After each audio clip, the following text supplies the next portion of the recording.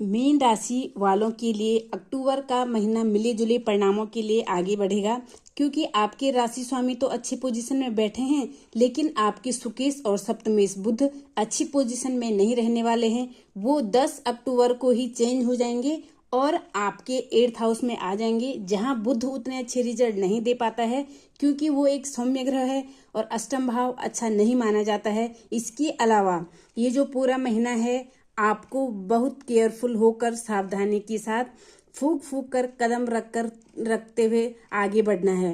विद्यार्थी वर्ग को परीक्षा में कुछ दिक्कतों का सामना करना पड़ सकता है, और क्या क्या आपके साथ होने वाला है, क्यों ये महीना आपके लिए सावधानी भरा रहने वाला है। अगर आप ये सब कुछ जानना चाहते हैं तो वीडियो को लास्ट तक जरूर देखिए। नमस्कार मित्रों, आप सभी का हार्दिक स्वागत है मेरे YouTube चैनल पर। कृपया आप चैनल पर पहली बार हो तो प्लीज़ चैनल को सब्सक्राइब जरूर कीजिएगा। आज मैं इस वीडियो के माध्यम से आपको बताऊंगी मीन राशि वालों के लिए अक्टूबर का महीना कैसा रहने वाला है। तो सबसे पहले आपके राशि स्वामी पर आते हैं। आपके राशि स्वामी है गुरु, जो कि आपके लग्नेश और कर्मेश दोनों है। गुरु आपके पराक्रम भाव में बैठे हैं। लग्नेश का अपने से तीसरे बैठना बहुत अच्छा है, परंतु आपके लग्न में आपके राशि में बैठे हैं राहु, और जो कहीं न कहीं आपको भ्रमित कर रहे हैं, एक नया भय आपको दे रहे हैं। आपको भय डर का सामना करना पड़ रहा है। अंदर ही अंदर एक अकेलापन, डिप्रेशन, एक सेल्फ कॉन्फिडेंस का लूज हो जाना, ऐसी परिस्थितियों से आप गुजर रहे हैं। इस समय आपको अपने कंफर्ट जोन में रहकर अपने कार्यों को करने चाहिए। कोई भी रिस्की काम अगर आप अभी हो सके तो टाल दें। कोई भी नए काम शुरू ना करें, क्योंकि ऐसे कार्यों में हो सकता है कि आपको सफलता ना मिले या अटक अटक कर मिले, तो इससे आपका सेल्फ कॉन्फिडेंस और ज़्यादा खराब हो जाएगा, और वो आपको किसी भी कीमत में नहीं करना चाहिए। इसीलिए आपको अपने पर्सनैलिटी को सही रखने के लिए, अपने सेल्फ कॉन्फिडेंस को सही बनाए रखने के लिए रोज़मर्रा के कामों को पूरा करना चाहिए। वर्क प्लेस पर भी थोड़ा सा फूक फूक कर कदम रखना चाहिए। हालांकि जो भी काम करेंगे उसमें आपको सावधानी के साथ किए गए कार्यों में लाभ प्राप्त होगा। शिक्षा अध्ययन में बाधाएं आ सकती है, लेकिन उन बाधाओं को पार आप कैसे कर अपने मंजिल को हासिल करेंगे। आखिर तो आपको कर्म प्रधान ही बनना होगा। अगर कोई व्यक्ति डेडिकेशन से मेहनत करता है तो भाग्य को भी बदलने की सामर्थ्य रख सकता है। ये मैं आपको हमेशा बताती हूँ। इसीलिए ग्रहों को बदलने के लिए आपको मेहनत करना अति आवश्यक है। अपने एफर्ट्स को बढ़ा दीजिए और दुगने जोश से लग जाइए। डेफिनेटली रिजल्ट आपको सकारात्मक मिलेंगे। यही काम वर्क प्लेस पर, यही काम शिक्षा अध्ययन में। इस समय आप जो भी कार्य करेंगे उसमें आपको अपने अधिकारियों से पूछकर करना है, उनको विश्वास में लेकर करना है। अगर आप अपना खुद का काम कर रहे हैं तो अपने पिता से सलाह जरूर लें, ताकि वो आपको सही मार्गदर्शन से गाइडेंस प्रदान कर सके और सही बात पथ पर आप आगे बढ़ सके। तो इन सावधानियों के साथ अगर आप आगे बढ़ेंगे तो किसी भी प्रकार की समस्या का आपको सामना नहीं करना पड़ेगा, और हर कठिनाई को आपके सामने झुकना ही पड़ेगा। अब आते हैं आपके द्वितीय भाव पर। देखिए, आपके द्वितीय और आपके नवम भाव के स्वामी हैं मंगल, जो कि आपको 20 अक्टूबर तक अच्छे रिजल्ट देने वाले हैं, क्योंकि मंगल बैठेंगे केंद्र में, और यहाँ पर बैठकर मंगल आपको बेहतरीन परिणामों से अवगत कराएंगे।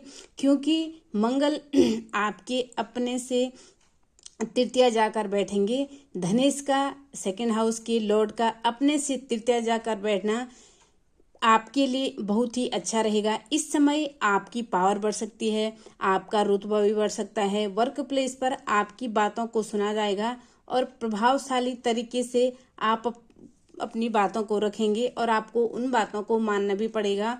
आपके सोशल मीडिया पर फॉलोअर्स बढ़ सकते हैं।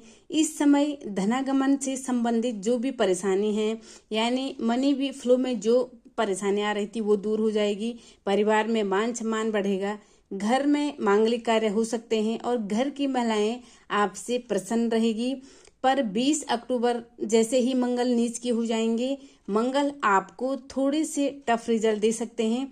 इसीलिए आपको इम्पोर्टेंट काम करने हैं या कुछ भी इन्वेस्टमेंट करना है, कोई भी मनी ट्रांसफर्स करने हैं, तो इस समय आपको नहीं करने चाहिए। इससे पहले यानी 20 अक्टूबर से पहले इस समय कोई भी शुभ काम न करें, बस रूटीन के कार्यों को पूरा करें, क्योंकि कहीं न कहीं किसी न किसी काम में अड़चन चली आएगी। यात्रा करते समय भी सावधानी रखनी होगी। अब मंगल क्योंकि भाग्येश भी है भाग्येश पहले तो अपने से अष्टम बैठेंगे, वो फिर भी इतने खराब नहीं है, लेकिन जब मंगल नीच के हो जाएंगे तो वो भाग्य को बहुत फ्लक्चुएट करेंगे। इसीलिए ओवरऑल आपको पूरे महीने कर्म प्रधान बनना है। भाग्य के भरोसे ना बैठें। आपने जो भी पेंडिंग कार्य हैं पहले उनको करें और उन्हें पूरा करें, उसके बाद ही नए कार्यों की शुरुआत करें। इस समय जो भी कार्य करें एक प्लानिंग के साथ करें। जल्दबाजी में कोई भी काम नहीं करना है, वरना आपके वो काम लाभ देने की जगह नुकसान देगा। इस समय जो युवक युवतियां नौकरी की तलाश कर रहे हैं उनको बहुत धैर्य के साथ नौकरी ढूंढनी होगी। प्रयासों को थोड़ा सा तेज करना होगा, तभी आपको एक अच्छी जॉब मिल पाएगी। यहाँ जॉब स्विच करने के भी योग बन रहे हैं, लेकिन ये अनचाहे योग बनेंगे। इस समय विद्यार्थी वर्ग जो कि हायर एजुकेशन से जुड़े हुए हैं उनको पढ़ाई में थोड़ा सा ज़्यादा एफर्ट्स डालने पड़ेंगे, तो सक्सेस आपको फिर ज़रूर मिलेगी। फिर कठिनाई के बावजूद अगर आप अपना कॉन्फिडेंस नहीं खोया तो आपको डेफिनेटली सफलता मिलेगी। अब आते हैं आपके थर्ड हाउस और आपके एट्थ हाउस पर। आपके पराक्रम और अष्टम भाव के वो हैं शुक्र। तो शुक्र की बात करें, वो 13 अक्टूबर तक स्वग्रही होकर आपके अष्टम भाव में रहेंगे। यहाँ पर पराक्रम भाव का स्वामी अपने से षष्ठम बैठे हैं, तो थोड़ा सा आपको लेजिंग को त्यागना होगा, आलस्य को त्यागना होगा, काम को स्ट्रेचिज बनाकर करना होगा, क्योंकि गुरु भी थर्ड हाउस में है।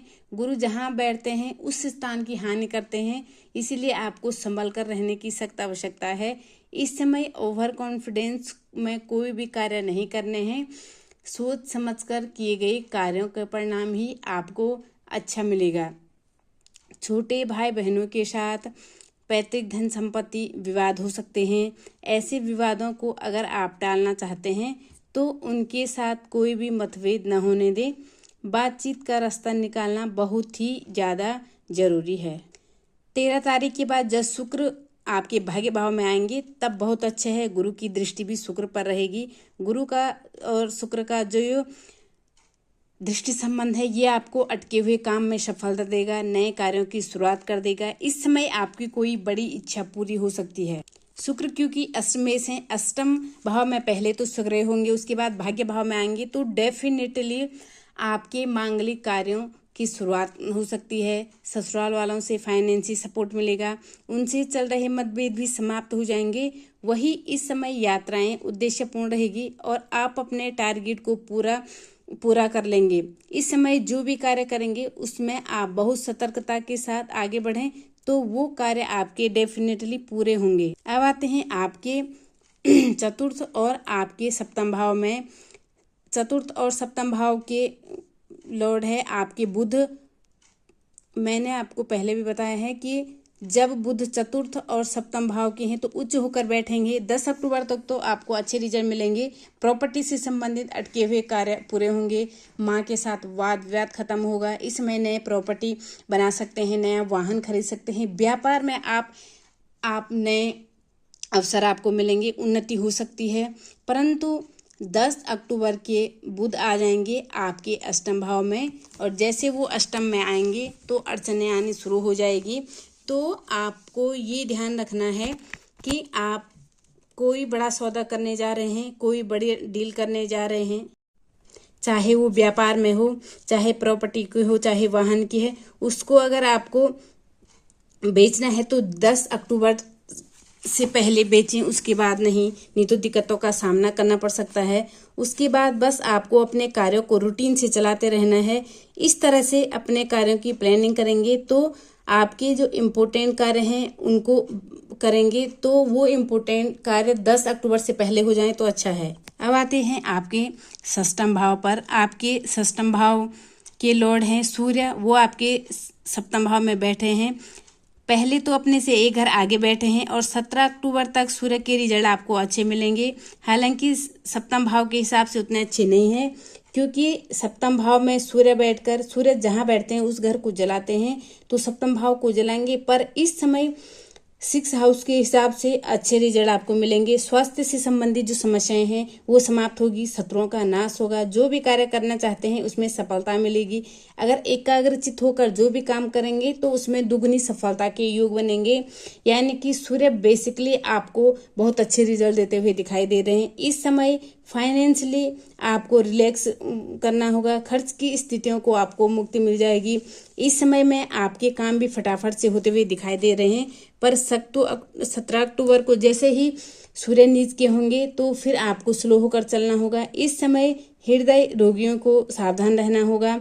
नेत्र से संबंधित प्रॉब्लम हो सकती है, त्वचा से संबंधित प्रॉब्लम हो सकती है, तो आपको बहुत केयरफुल होकर चलना है। अपने स्वास्थ्य का विशेष ध्यान रखना होगा।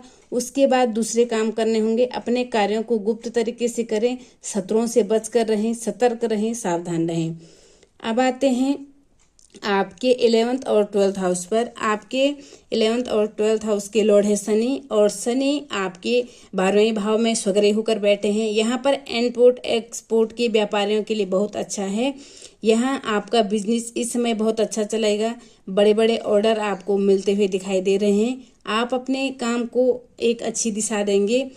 शनि के रिजल्ट जैसे आपको अभी तक मिलते आ रहे थे उससे और अधिक बेहतर मिलेंगे।